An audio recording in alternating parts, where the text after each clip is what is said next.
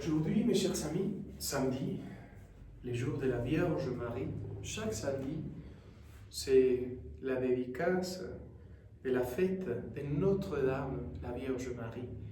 Et nous, les Carmes, nous avons la tradition de faire l'hommage du sabbat à la Vierge Marie, du Mont Carmel.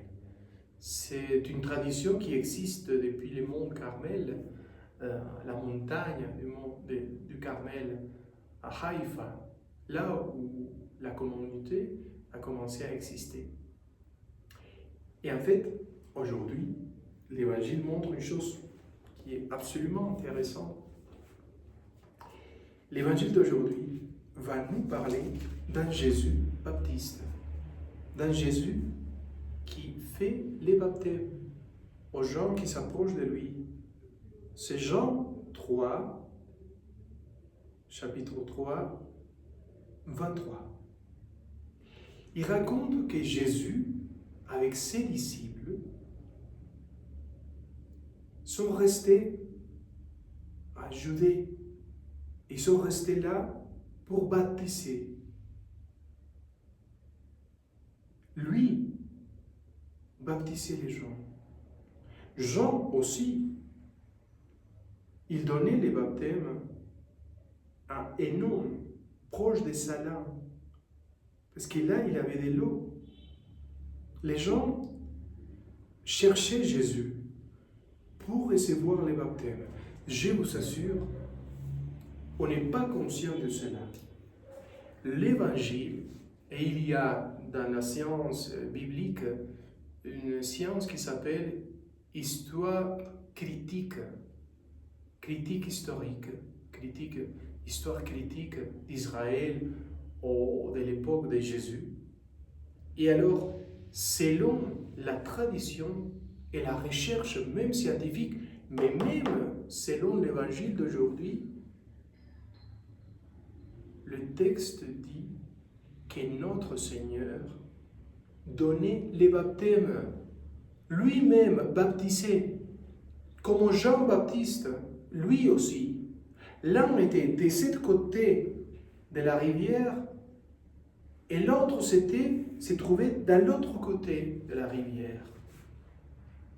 Je vous assure, on ne se rend pas compte, on ne lit jamais ce texte-là doucement.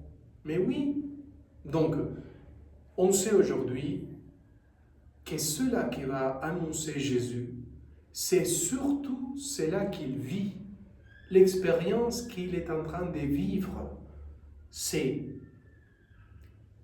la présence totale du Père, de son Père céleste, Dieu le Père, qu'il vit, qu'il expérimente, qui se trouve dans son cœur, et que là où il est, il agit, et il est en train de lui transformer à lui-même, et il va annoncer au monde entier, à toute l'humanité, que cela qu'il vit, la même expérience qu'il expérimente, la présence créatrice de Dieu lui-même, on peut le vivre nous aussi, nous les hommes et les femmes de tous les âges, de tous les endroits du monde. On peut vivre la même expérience que Jésus a vécue, d'avoir le Père du ciel, notre Père, qui agit et qui nous transforme. Et la première manière, comme il annonçait cela, c'était en donnant les baptêmes aux gens.